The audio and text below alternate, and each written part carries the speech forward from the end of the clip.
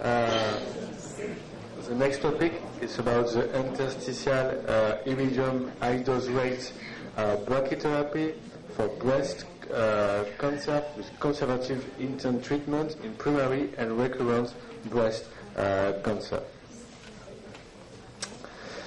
Partial breast irradiation, interstitial for breast cancer. For breast cancer, interstitial brachytherapy remains an accurate irradiation technique for delivering a high dose, increasing the local control in a small volume and decrease the toxicity.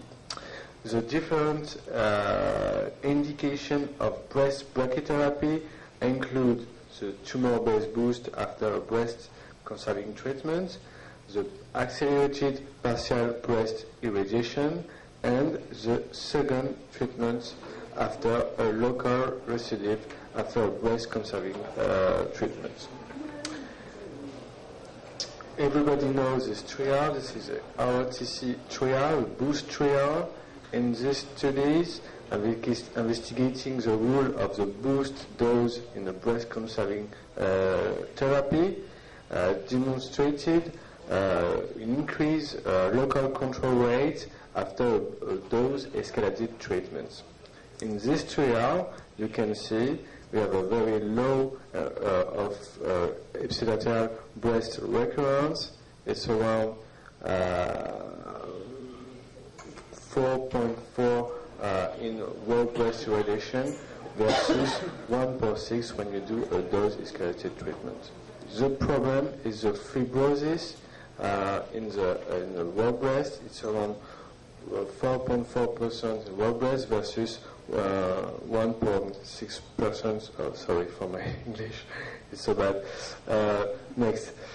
For the boost technique, there is no clear benefit of the interstitial brachytherapy. Nobody knows what is a good indication to use a photon boost, electron boost, or proton boost, or maybe it's a good option, or an interstitial brachytherapy boost. Few studies have shown a little benefit, a little cosmetic benefit with a brachytherapy boost. In the ROTC trial, Portman have made an analysis of the cosmetic outcome and compare the different techniques such as electron, photon, and interstitial brachytherapy. In this trial, demonstrated less fibrosis in raw breast with brachytherapy boost. But when you look the boost area, there is no difference between all the technique. What you can see about the local control, maybe some study we have a little increasing local control, but in brachytherapy, in the most recent published this year, this is a retrospective analysis of 1,300 patients. In these studies, there is no difference between technique in relapse-free, metastasis-free, and overall survival after a multivariate analysis. Now we can see the role of brachytherapy with high dose rate in accelerator-based partial irradiation. What is the rationale? The rationale, most recurrence occur within the 2 centimeters of the lumpectomy or quadrantectomy. This is data from prospective and randomized trial. The rationale to make this partial breast irradiation is decrease the time of treatment and maybe the quality of life of patients. The potential impact is the reduction of treatment toxicity. What is the current state of accelerated partial breast irradiation? In retrospective and registry studies, we demonstrate excellent local control, like say Professor before. Excellent cosmetic is reported, and now we have 3 phase 3 randomized non-inferiority trial. Astro have made some guidelines based on a large published literature and make different group of patients, suitable, cautionary, and unsuitable. We have seen before there is a conflicting data about this group. Maybe some patients of cautionary group can go to the suitable group, and next the suitable group can be in cautionary. This is not so clear in the literature, but mature results with long-term follow-up we contribute to refinement of the consensus guideline.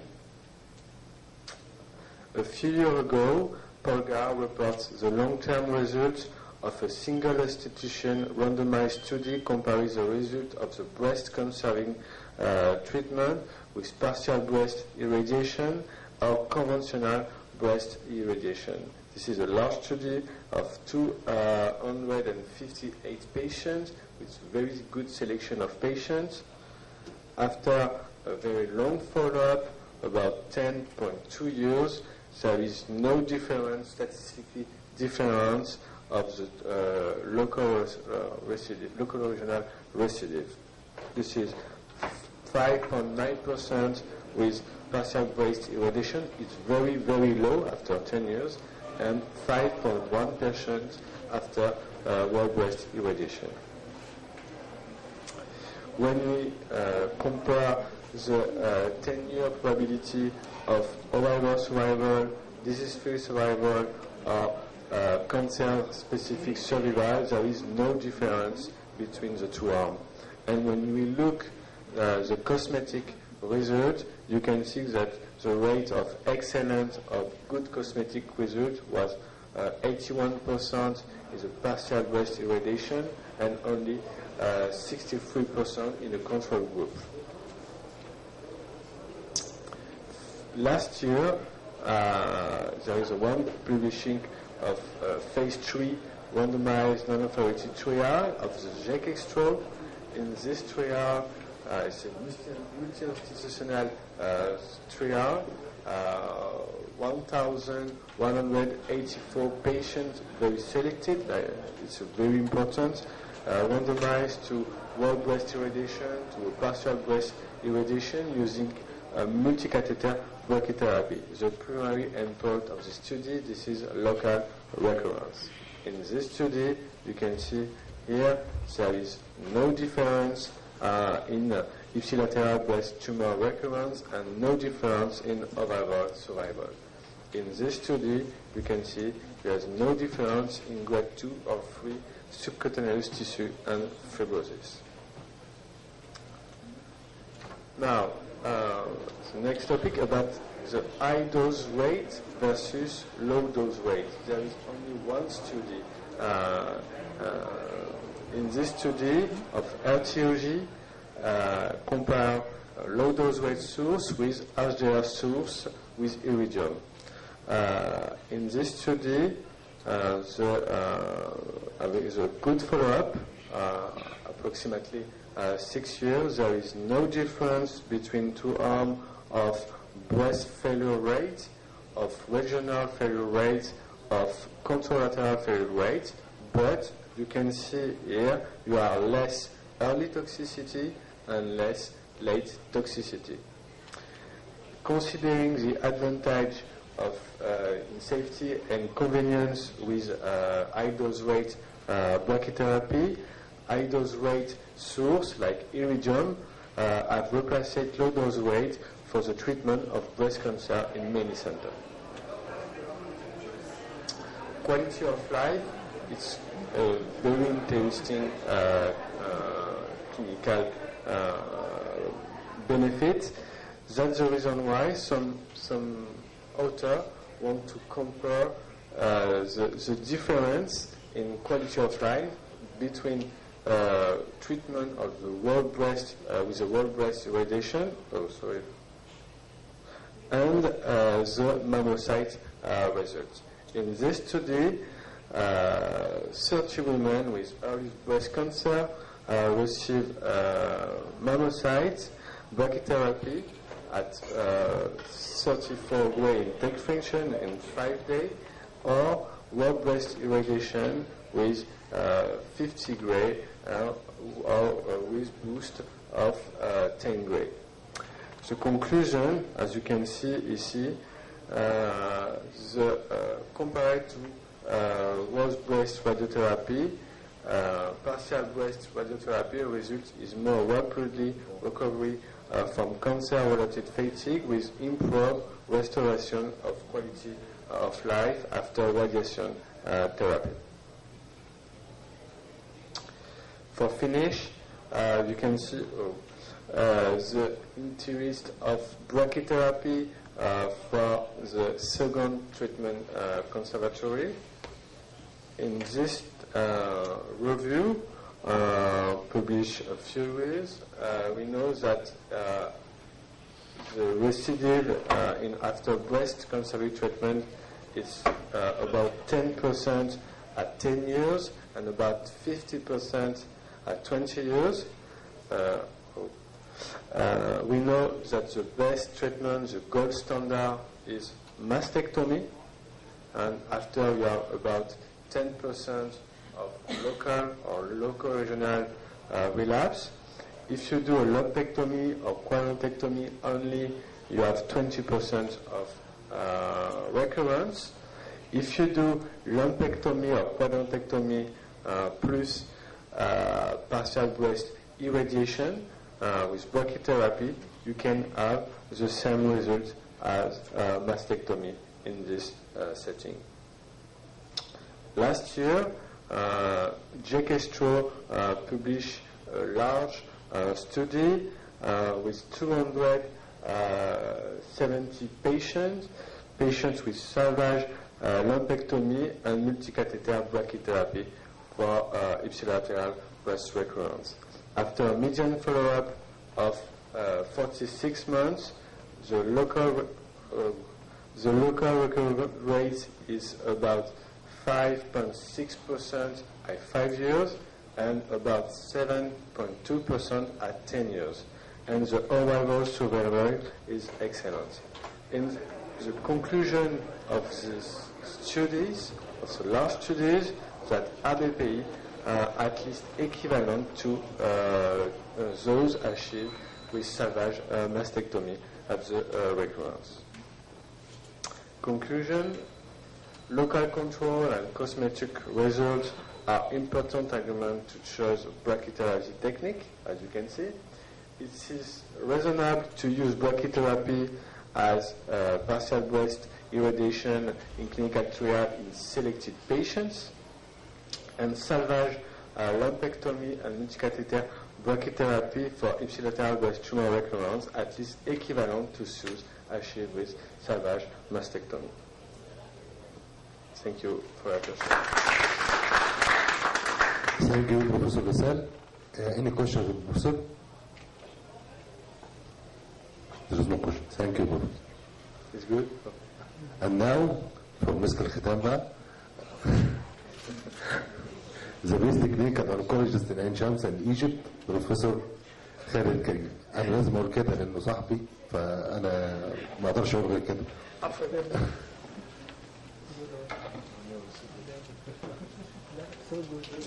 Update immunosurgical management of brain mets of breast or كمان جراحة يا دكتور خالد تاني؟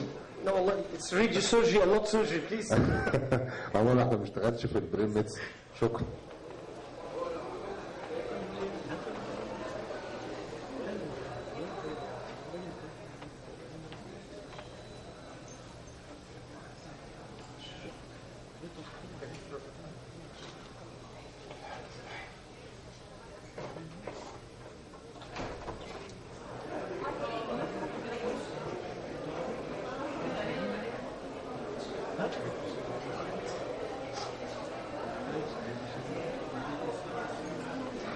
Good afternoon, ladies and gentlemen. I know it's too late right now for anyone to grasp any attention or try to speak about any kind of science. So, you are heroes. Bear with me. I'll try to go as fast as I can to make the life easy for everyone, because this is actually a new concept in treating brain mets of breast origin. This is my disclosure. Everything is going now into technology. So, do we pass to the technology era, or we are still going with the old standards? So, I have a lot of objectives. I'll try to catch them very quick. Brain metastasis in recent literature, mammary origin of brain metastasis, cranial radiosurgery versus radiotherapy, radiosurgical techniques, ESMO experts' recommendation, and the latest Astro press release last year, and a quick take-home message. I'm acknowledging those two lectures. I was so much impressed with them last year in ESMO. They addressed and tackled the same specific point I'm going to speak about. Professor Roger Stab from Zurich and Professor Anthony Chalmers from Glasgow. So, the incidence of brain mets occur in 10 to 30% of all adult cancer. Relative incidence increase due to effective systemic treatment and improved imaging. Approximately half of all brain mets are due to non-small cell lung cancer, and breast comes afterwards. Breast mets is a symptom and a disease at the same time. The manifestations and not a diagnosis. Management and recommendations need to be a disease specific. It is tackled a lot in the literature in the past few years, more than 150 publications about the brain mets without specifying the tumor type. The evidence still is poor. Highly heterogeneous group of patients, number of volume and volume of mets, histology and extracranial disease, systemic and primary treatment, meaning the control of the primary, performance status of the patient, and how should I address my treatment, and the patient ability to withstand the treatment, difficult patient group for clinical trials, and rapid evolution of radiotherapy technology. Why are we treating those patients with brain mets? To preserve quality of life, avoidance of neurological progression, and symptom control. This is the start of the shock to my fellow oncologists. There is no improvement of quality of life whatsoever after all brain radiotherapy. Prospective evaluation of quality of life effects in patients undergoing palliative radiotherapy for brain mets show that there is no improved quality of life. This was published in 2012. The key question in brain metastasis is the primary tumor known? Single versus multiple brain mets is a matter that affects my decision. Is this, the systemic disease controlled or controllable? Do the brain mets cause symptoms? The goal of my treatment is mainly to improve general condition and quality of life, prevention of complications, cure as much as possible those solitary mets. Breast cancer is the second most common cause of cerebral mets. Its incidence of metastasis to the central nervous system ranging from 10 to 20% have been reported, and 30% at autopsy. This was astonishing to me actually. Brain mets is usually associated with aggressive tumor behavior, negative hormone receptor, relatively younger women, CRB2 overexpression, or the presence of lung and liver mets. So he's a bad luck patient. She's a bad luck patient. Unlike the patients with brain mets, from solid tumors, half of patients with breast origin die from the neurological disease, not from the breast condition. So the long-term survival for those patients depends mainly on controlling the brain mets. Patients may live longer than the expected median survival of 7 to 13 months noted after the comprehensive multimodal treatment. So the high-risk factors of brain mets was discussed in about 300 patients with advanced breast cancer. This was published in 2013 in Chinese Medical Journal. The brain mets had occurred in 49%, it is about 16% of those patients. The factors such as luminal B, triple negative, and HER2 enrichment subtype are highly at risk factors for brain mets. It was shown that the median overall survival time was 5.4 months for patients who received whole brain radiotherapy. 15 months of those who received surgery plus gamma knife surgery, and 2.1 months for those who received no treatment. Multiple metastatic lesions could be treated simultaneously with gamma knife surgery exclusively without external beam radiotherapy, and retreatment can be performed for local or distant tumor recurrence in the brain. Adding whole brain radiotherapy, this is the Cochrane, one of the Bibles of statistics for cancer patients around the world. So, in 2014, just a year ago, they clearly said adding whole brain radiotherapy to focal treatment does not improve survival. The author's conclusion for such database, there is low quality evidence that adding upfront whole brain radiotherapy to surgery or stereotactic radiosurgery decrease any intracranial disease progression at 1 year. There was no clear evidence of an effect on overall and progression-free survival. The impact of upfront whole brain radiotherapy on neurocognitive functions. Thank goodness we have a neurologist between us, and we will need the discussion of the matter of neurocognitive functions. Our patients are living longer. They come to be treated at earlier stage of life. So we see right now those neurocognitive function deficits, and we need to take care of them. Does toxicity of whole brain radiotherapy outweigh adverse effects of disease progression?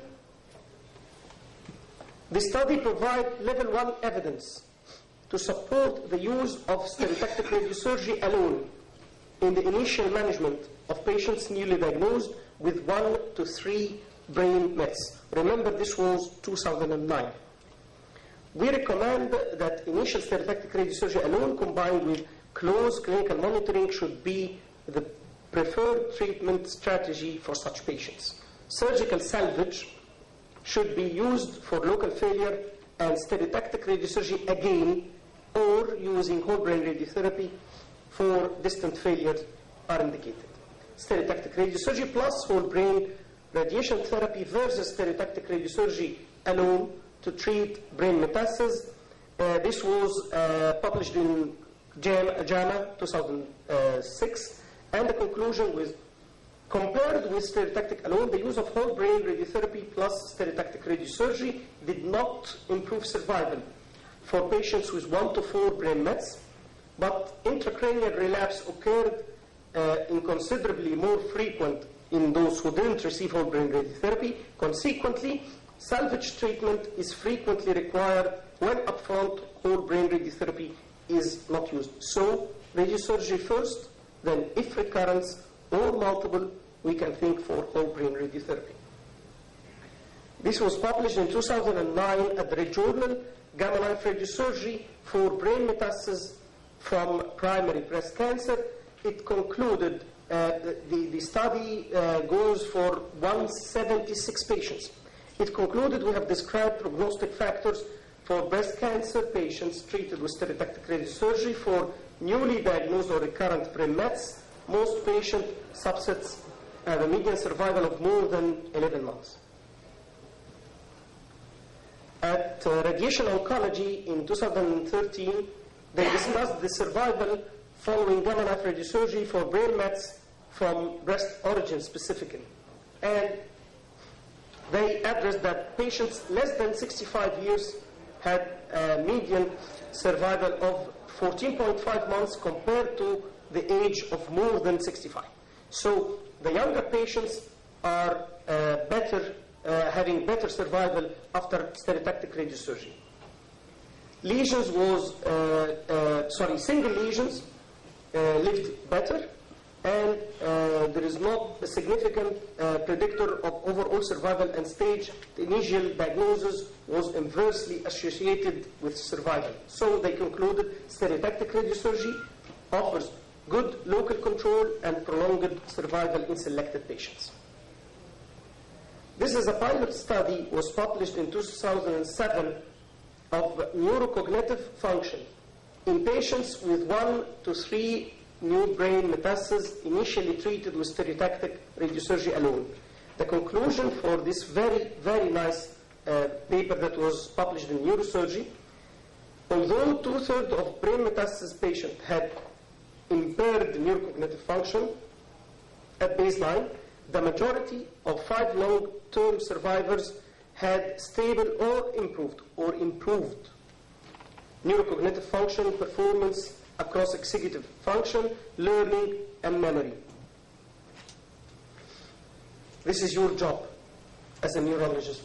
Those are the URTC cognitive items that we should address. So if I'm having younger patient with few metastases, I should go first for the neurologist to have this neurocognitive function. We are aiming to start this program even at our university, and to do the questionnaires that discuss the treatment, before treatment, the radiosurgery or radiotherapy, and to elaborate how did the patient gone with their quality of life after ending the radiotherapy.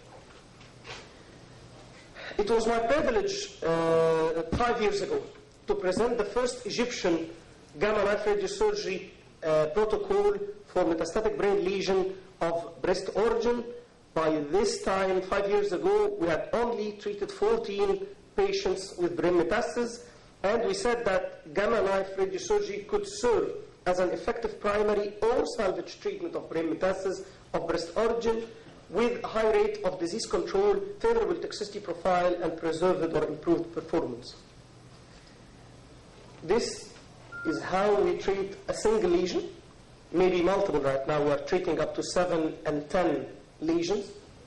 And how would we go with the patient after time until we reach 28 months of gamma knife treatment and the patient is neurologically totally intact. By the end of 2015, Gamma Knife Center in Cairo has treated 100 patients with brain metastasis out of 5,350 patients treated. About 50 of them were of mammary origin. It's becoming acquainted to the oncologists and to surgeons and to neurosurgeons that treating those patients would have a better results with stereotactic radiosurgery. Locally recurrent or metastatic breast cancer, this is the ESMO clinical practice guidelines for diagnosis, treatment, and follow-up in the year 2012. Addition of whole brain radiotherapy to surgery or stereotactic radiosurgery decreases the number of intracranial relapse but increases substantially side effects. All the radiosurgery techniques, because I have my own bias because I'm gamma knife man, so it's not only gamma knife.